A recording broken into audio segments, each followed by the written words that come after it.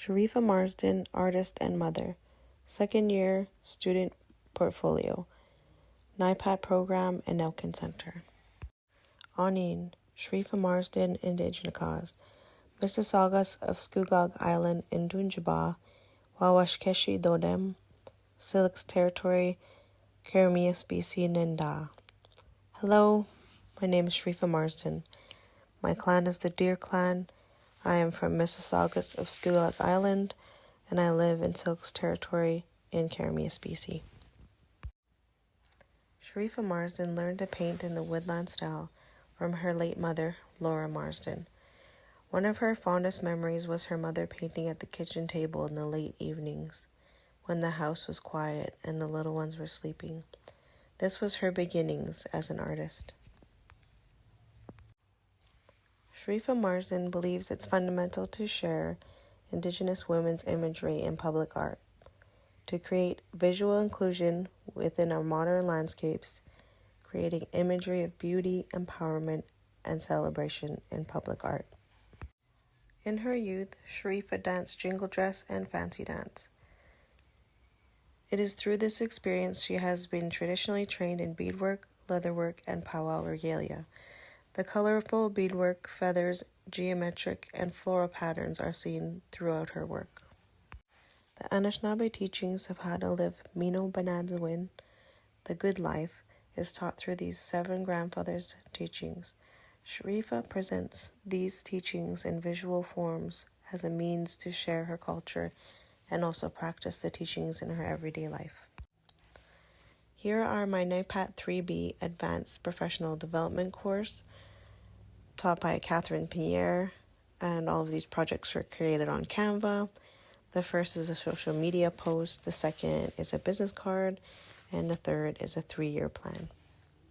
Here is a children's book that I created in the Creative Writing 150E class, and it's taught by Catherine Pierre. And this was a children's book based on emotions and Ojibwe language, and it's called I Love You Always. This was a fun project because it was about language and teaching children how to use language to talk about their emotions. This is from Creative Writing 150E, writing from a First Nations perspective, and this was a coloring book that I chose to do based on the 7 grandfather teachings, and there's a dancer there. Then we have the buffalo, we have the bear, we have the sabe, we have the wolf, the eagle, the beaver, the turtle, and then the end I have a design of a teepee. This is from my creative writing class 155E, Indigenous Worldview, taught by Cynthia Jim. And this is an excerpt from my ribbon story, one of the papers I did for this class. So, then I began my journey back to beading. You see, beading is something that I started in junior high school. I joined a beading group that took place on lunch hour. It became a place where I learned the beauty and patience and where I fell in love with beads. Every weekday I looked forward to going to the cafeteria. It was after the lunch was eaten that we could join the elder there, and she would teach us how to bead and whatever we wanted to bead. I remember being so excited to make my first pair of beaded earrings, and I also remember how many knots I got in my thread, how many beads that fell on the floor, and how many times I poked myself with the needle. And each time she was there with her soft voice and helping hands, offering to untangle my thread or give me a band-aid. She never scolded me, always caring and patient. I felt really safe, loved, and cared for. This was my first experience with beading, and these are the memories that came to me as I began this project, reigniting that love for beadwork. Here is my grandmother's rose necklace from the NIPAD 1B Advanced Contemporary Applications, taught by Michelle Jack. This is my heartberry bag from the NIPAD 1B Advanced Contemporary Applications class, taught by Michelle Jack.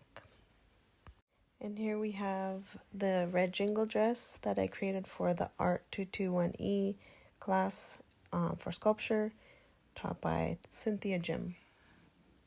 Here is my painting for Chief Quay Dancing, and it is for the Art 221E Indigenous Worldview by Cynthia Jim. One of my themes throughout my work at Anelkin is the Seven Grandfather Teachings, and this one is Zungade Iwin, which means bravery or courage, and it's represented by the bear, and the teaching is bravery is to face a foe with integrity.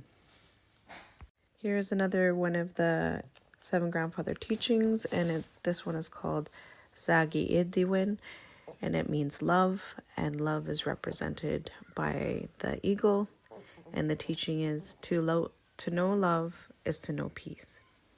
Here is a design that I created. It's about spirituality, love, grief, and loss. And this design is a way to describe my vision of grief and loss. And I was taught that when we pass, the only thing that transitions from this world into the next is love. So the people that pass on, they carry that love with them to the spirit world. I just want to say thank you to all the instructors, staff, and fellow students. I am so blessed to meet you all, and for your kindness and for your teachings and for sharing your experience throughout this process. Miigwech.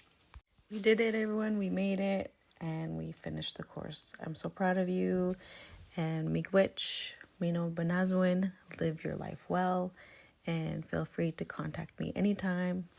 Take care.